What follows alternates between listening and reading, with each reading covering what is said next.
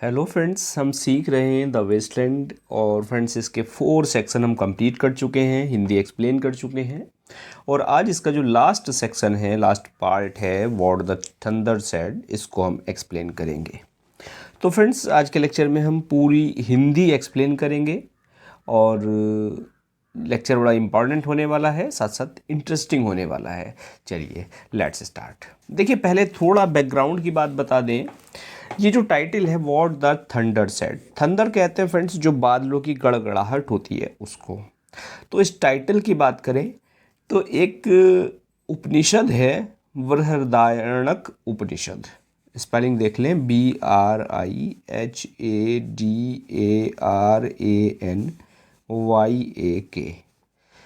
Brihadaranyaka Upanishad. Pronunciation थोड़ा difficult है। तो उस उपनिषद से ये टाइटल ऑथर ने लिया है।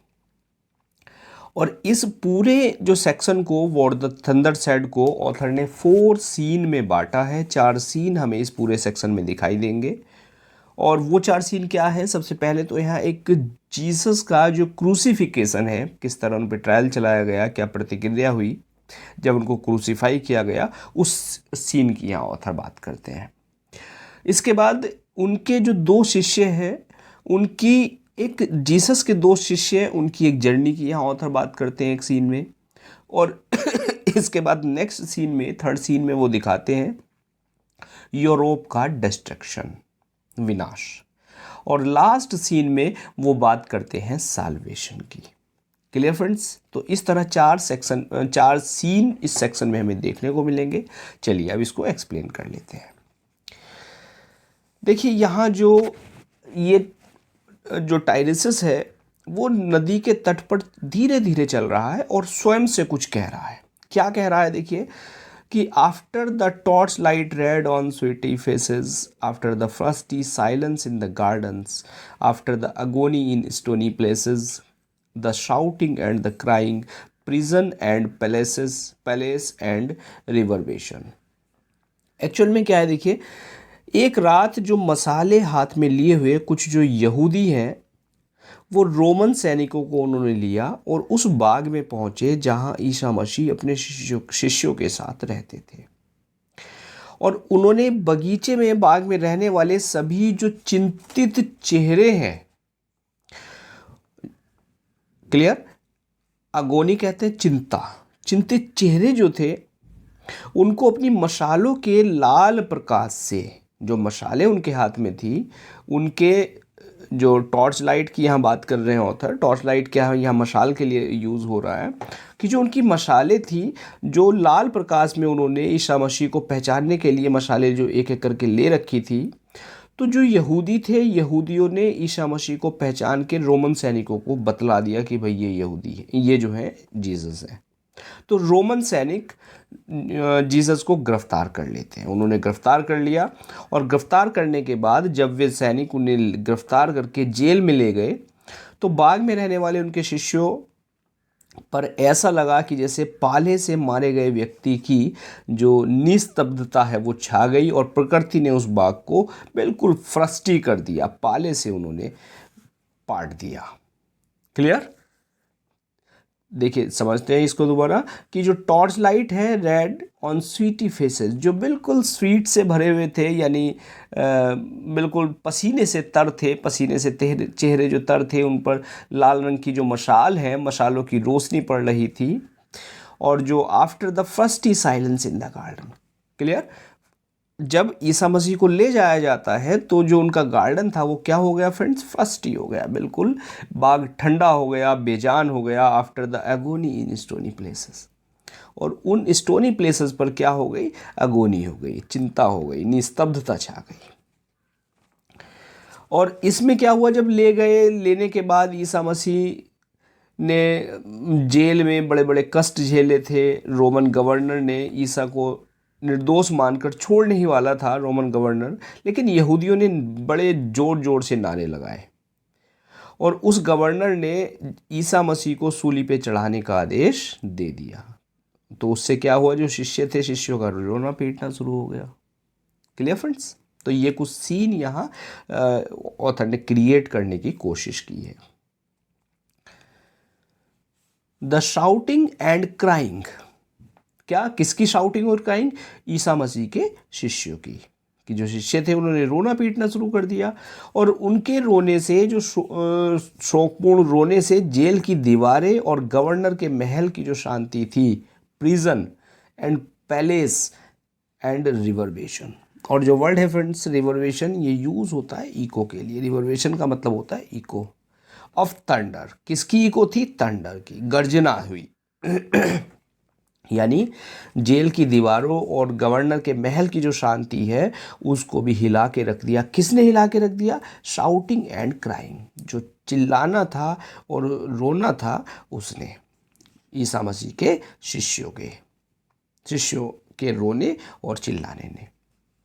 Of thunder of spring over distant mountains, he who was living is now dead, we who were living are now dying with a little patience।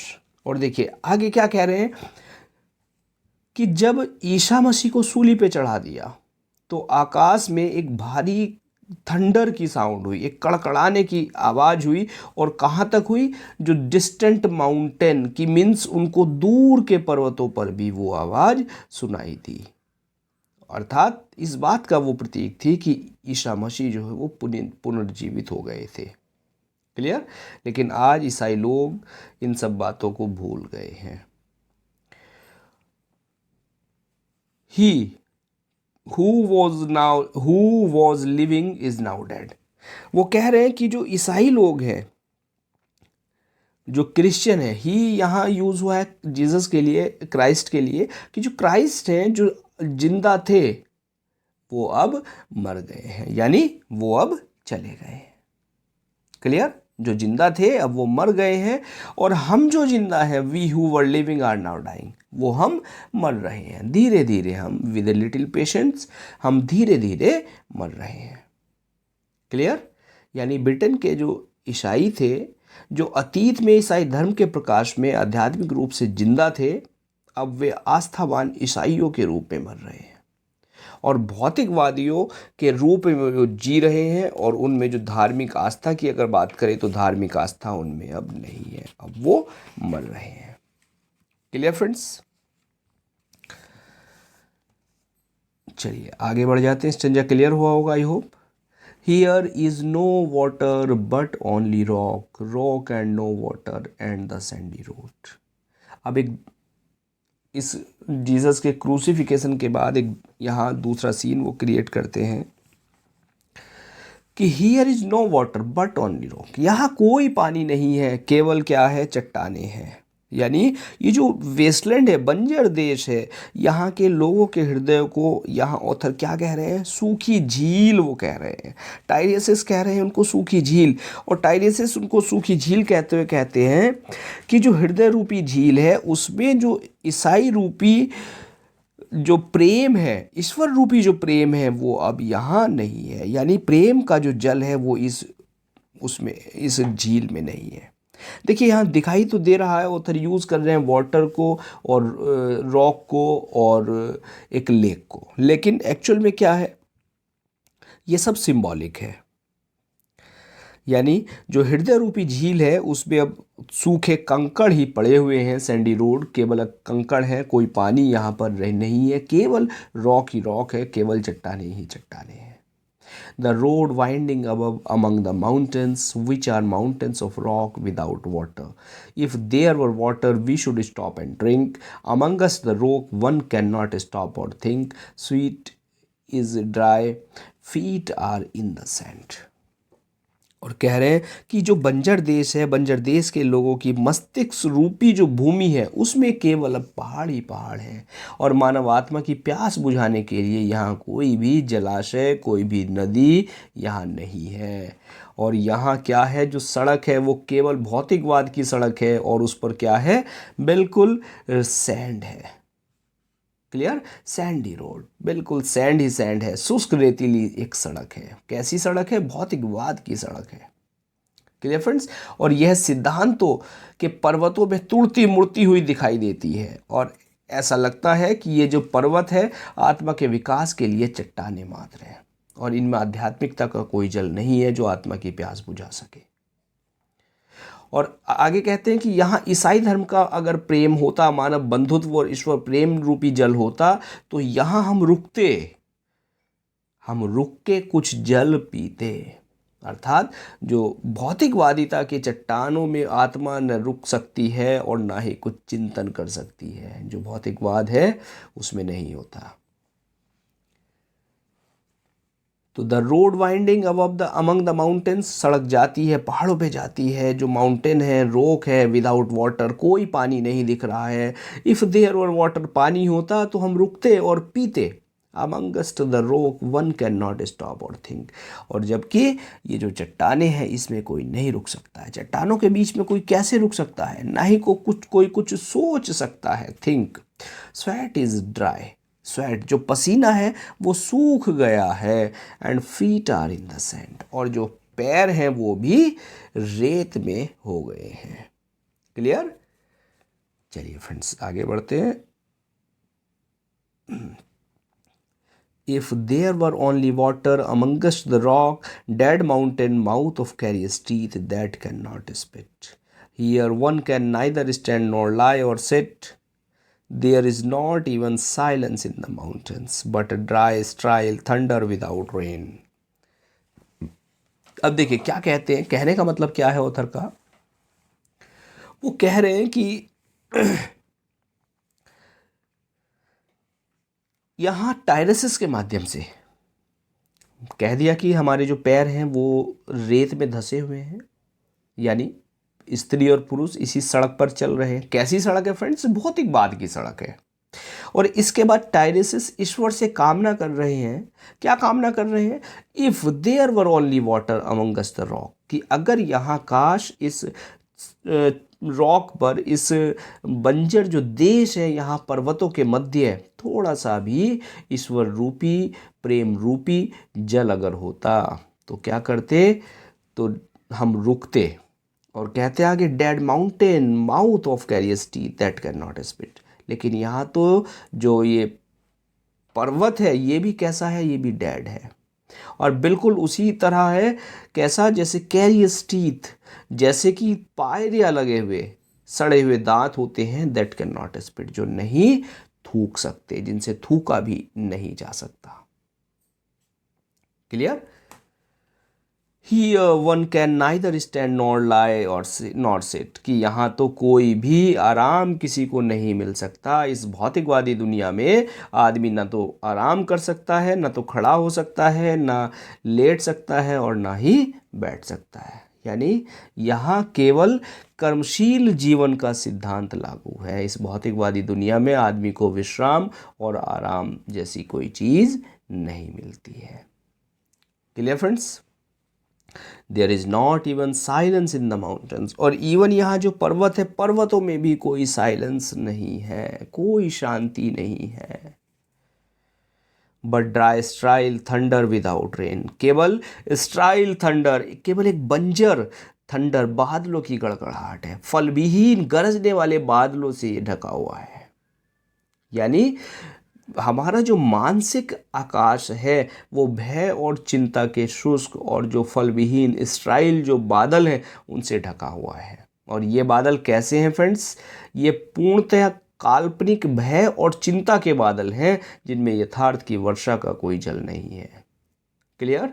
अगर देखिए फिलॉसफिकल ऑथर बात कर रहे हैं, उस फिलॉसफिकल पे जाएंगे तो शायद हो सकता है आप कंफ्यूज हो जाएं समझने में, लेकिन इसको कोरिलेट करके मैं आपको समझा रहा हूं ताकि एक एक लाइन क्लियर हो जाए। There is not even solitude in the mountains, but red sullen faces sneer and snarl from door of mud-cracked houses if there were water. कह रहे कि यहाँ कोई भी हमारी जो अपूर्ण इच्छाएं हैं, कामना है, उनका जो लाल और शोक संतृप्त जो चेहरे हैं, वो अपने जो मड क्रैक्ड हाउस, वो अपने गरीबी के घरों से बाहर झांकते हुए नजर आते हैं। क्लियर? यानी कहने का मतलब क्या है? झांकते हुए नजर आते हैं और भौतिकवादिता को घृणा की दृष्टि से देखते हुए उस पर क्या करते हैं? गुर्राते हैं। Clear friends? कैसे हैं? रेड सलन फेसेस हैं, स्नीयर करते हुए, स्नाल करते हुए, गुर्राते हुए। कहाँ से, अपने जो गरीबी से, मड क्रैक्ड हाउस जो उनके गरीबी से बने हुए मीन्स जो कच्चे घर हैं उनसे बाहर झांकते हुए नज़र आते हैं। If there were water and rock, if there were water and also water and water a spring. और देखिए आगे क्या कहते हैं, आगे कहते हैं कि यदि यहाँ जल होता, इफ़ देयर वर वाटर, अगर यहाँ जल होता और चट्टान न होती, और चट्टान भी होती और जल होता। यानी अब देखिए टायरसिस ईश्वर से कामना कर रहे हैं कि काश इस बंजर देश में यहाँ जल होता। कैसा जल? ईश्वर रूपी प्रेम होता और भौतिकवादिकता की चट्टानें यहाँ ना होती। क्लियर? यानी यहाँ पर भौतिकवाद का चट्टानी प्रदेश ना होता जो आत्मा के लिए सूखा और बंजर है।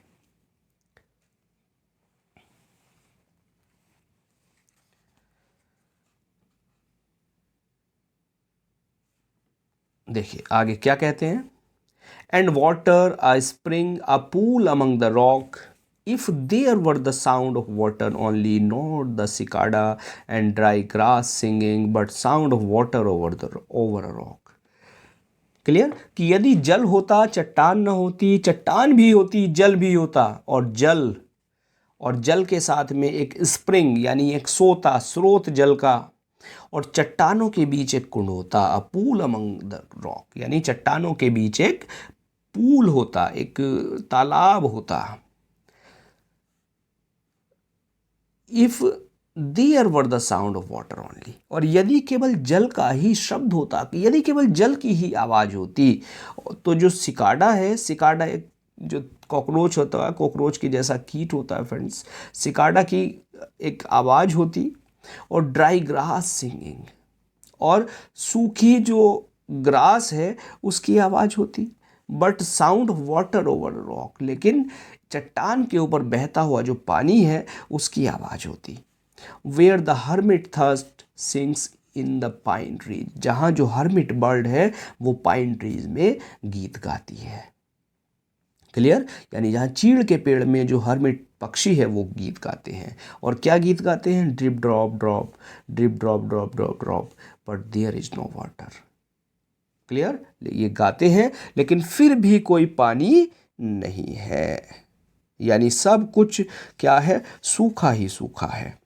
क्लियर? सिकाडा कीड़े की चड़चड़ाहट की आवाज़ और सूखी घास की जो आवाज़ें हैं उनके बजाय यहाँ ड्रिप ड्रॉप करके अगर वो आवाज़ होती, गाती हुई आवाज़ होती, तो कितना अच्छा होता। क्लियर?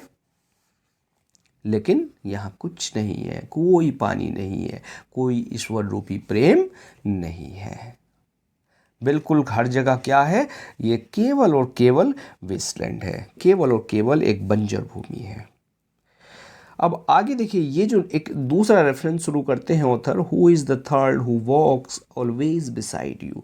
यहाँ टायरसिस अपनी जो कल्पना है उसमें मौजूद भौतिकवादी को संबोधित करते हुए उससे पूछता है, जो भौतिकवादी व्यक्ति है किसके, टायरसिस की कल्पना में, उसको वो संबोधित करते हुए उससे पूछ रहा है कि जो हमेशा उसके साथ चलता है वो कौन है। अब देखिए जो धार्मिक ईसाई जो गाथाएं हैं उनके अनुसार तो जो हमेशा किसी व्यक्ति के साथ चलने वाला व्यक्ति शैतान होता है, जो प्रत्येक व्यक्ति को पाप के मार्ग पे ले जाने के लिए उसके साथ चलता रहता है। लेकिन अगर विज्ञान के अनुसार देखें तो हर व्यक्ति के साथ चलने वाली उसकी परछाई होती है, जो प्रतीक होती है उसकी खुदगर्जी की और उसकी ईगो की, वैनिटी की। यानी टायरसिस जब किसी भौतिकवादी के साथ, भौतिकवादी जो व्यक्ति है उसके साथ चलते हुए उस व्यक्ति के और अपने शरीरों की गिनती करता है तो उसको क्या दिखाई देते हैं? Only you and I together, केवल दो ही व्यक्ति दिखाई देते हैं। वो कह रहा है कि हु इज़ द थर्ड, वो तीसरा कौन है? Who walks always beside you, जो हमेशा तुम्हारे साथ चलता है। व्हेन आई काउंट, लेकिन जब मैं गिनता हूँ, there are only you and I together, केवल मुझे दो ही व्यक्ति दिखाई देते हैं। टायरसिस कहता है मुझे तुम दिखाई देते हो और मैं दिखाई देता हूँ।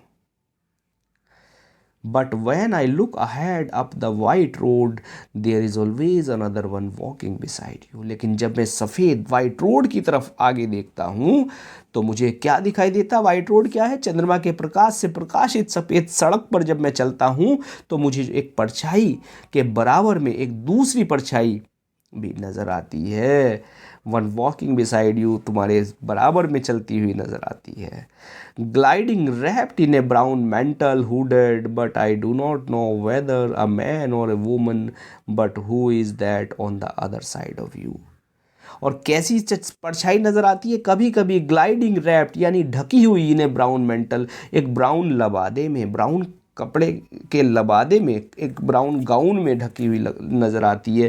हुडेड, जिसने हुड पहना हुआ है, एक ऐसा व्यक्ति जिसने हुड पहना है और एक ओवरकोट से अपने आप को ढक रखा है ब्राउन कलर के हुड पहने हुए। बिल्कुल एक ऐसी कल्पना वहाँ करते हैं ऑथर कि ऐसा मुझे व्यक्ति नज़र आता है।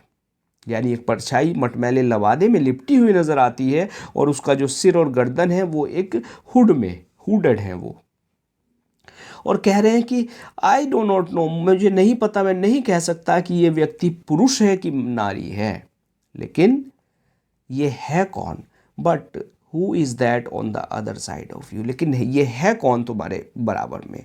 और ये दो बातें हो सकती हैं। ये हो सकता है वो ये कहना चाह रहे हैं कि भाई ये कौन है, मुझे बताओ कि ये कोई शैतान है तुम्हारे साथ साथ चल रहा है, या खुद जीसस क्राइस्ट है, या ईसा मसीह है जो तुम्हारे साथ चलते हैं। क्लियर? चलते हैं फ्रेंड्स, आगे बढ़ते हैं। What is that sound high in the air, हवा में ऊंची आवाज क्या है? तभी जो टायरसिस है, टायरसिस आकाश में एक अजीब आवाज़ सुनता है। एक कैसी आवाज़ सुनता है friends? Murmur of maternal lamentation, maternal माँ के चीखने की, माँ के चिल्लाने की आवाज़। एक अजीब शोकपूर्ण मरमर की आवाज़ वो सुनता है। एक अपने मस्तिष्क पटल पर एक अजीब दृश्य टायरसिस देखता है और स्वयं से पूछता है कि ऊंचाई पर आकाश में ये जो अजीब आवाज़ है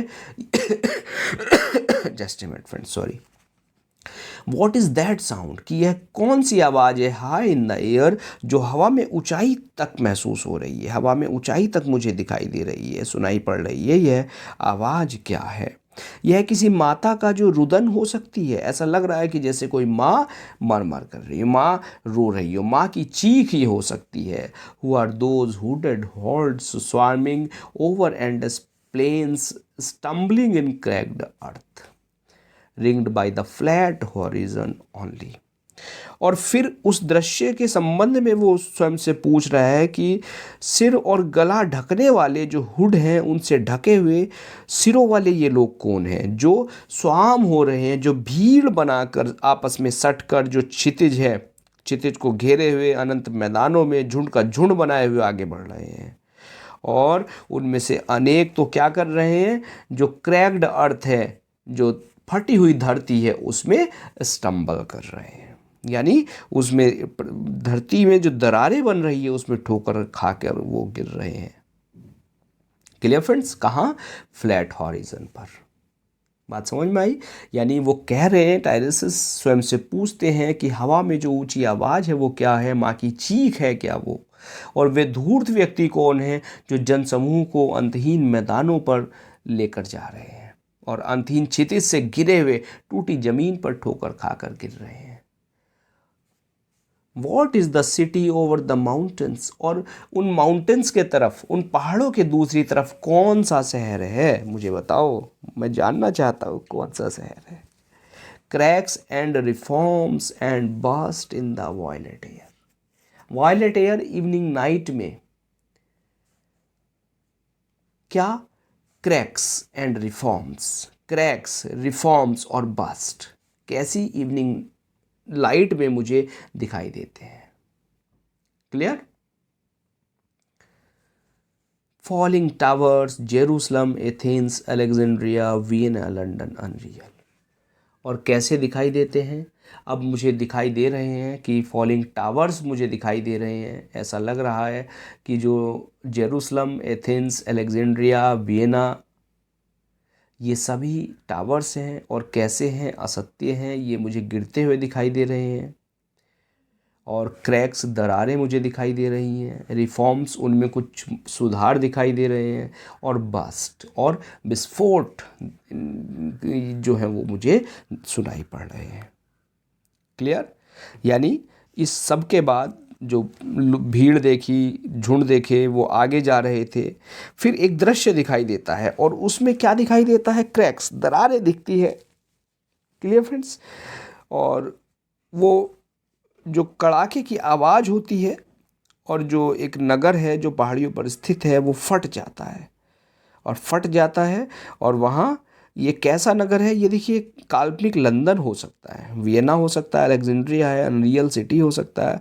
यानी प्रत्येक जो बनावटी नगर है वो ध्वस्त होना है, ऐसा यहाँ ऑथर कहना चाह रहे हैं टाइरेसिस के माध्यम से। Clear friends? चलिए आगे बढ़ते हैं।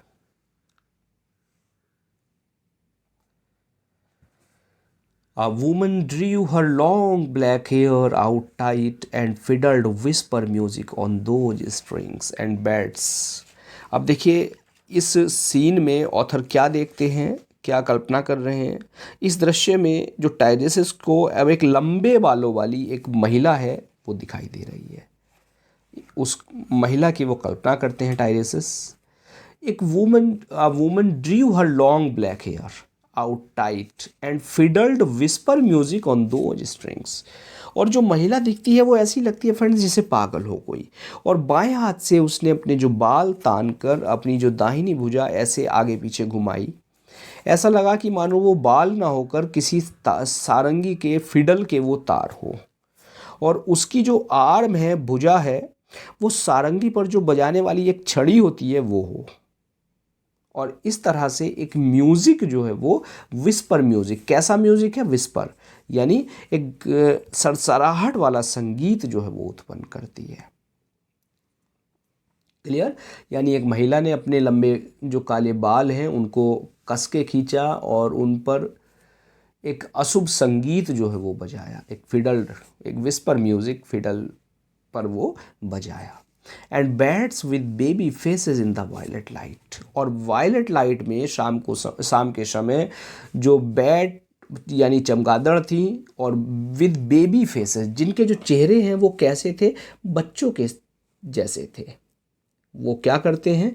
वायलेट लाइट में विसर्ड एंड बीट देयर विंग्स, वो फुसफुसाते हैं और अपनी जो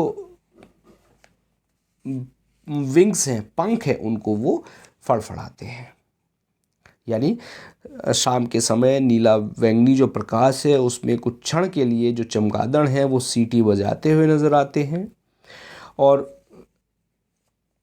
crawled head downward down a black and wall. और एक जो काली वॉल है उस पर वो अपने जो चेहरे हैं, फेस हैं, हेड हैं, उनको डाउनवर्ड, उनको नीचे किए हुए हैं। यानी चमगादड़ उल्टे लटके होते हैं, एक काली जो दीवार है उस पर वो लटके हुए हैं।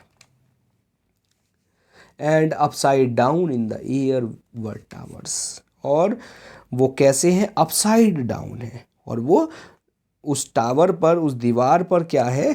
वो नीचे अपना हेड करके लटके हुए हैं। Tolling reminiscent bells that kept the hours, and voices singing out of empty cisterns and exhausted walls. देखिए, रेमिनिसेंट कहते हैं याद दिलाना, और जो वर्ड यहाँ ऑथर यूज़ कर रहे हैं सिस्टर्न, सिस्टर्न कहते हैं जो लेक्स है या टैंक्स हैं उनको, और एग्जॉस्टेड वेल्स कहते हैं सूखे हुए कुएं। Clear friends? तो अब यहाँ वो कह रहे हैं कि टाइरेसिस कुछ हवा में मीनारें भी उसको दिखाई दी जिनका जो ऊपर वाला भाग नीचे की तरफ था, यानी अपसाइड डाउन थी। जो टावर्स थी वो अपसाइड डाउन दिखाई दी और इसी में उन्हें कुछ मीनारें दिखाई दी जो घंटाघर की मीनारें थी, समय बतलाया करती थी, घंटी बज रही थी। यानी एक प्रतीकात्मक ध्वनि यहाँ टाइरेसिस को सुनाई पड़ रही है। और टाइरेसिस गीत गाती हुई कुछ आवाज़ सुनते हैं, टॉलिंग रेमिनिसेंट बेल्स। टॉलिंग माने बजती हुई, रेमिनिसेंट याद दिलाती हुई कुछ घंटियों की आवाज़ उन्हें सुनाई देती है। और वो क्या याद दिलाती है? वो जो एम्प्टी सिस्टर्न, जो सूखे टैंक्स हैं, सूखी लेक्स हैं, उनसे आती हुई प्रतीत होती है। मीन्स वो आवाज़ ऐसी है, ऐसा लगता है कि जो सूखे लेक्स हैं और सूखे जलाशय हैं, सूखे कुएं हैं, उनकी आवाज़ें हैं। Clear friends? तो आई होप आज का लेक्चर हमें यहीं कंप्लीट करना चाहिए। बाकी जो थोड़ा सा सेक्शन बचा हुआ है इसी में मुझे लगता है 40-50 लाइंस के आसपास, तो लगभग 150 लाइन के आसपास का सेक्शन था, 140 लाइन के आसपास का। तो आधा हम कंप्लीट कर चुके और बाकी जो आधा सेक्शन है वो नेक्स्ट लेक्चर में हम कवर करेंगे। तो चलिए फ्रेंड्स, लेक्चर कैसा लगा अपनी राय ज़रूर दें। And now thanks for watching this video.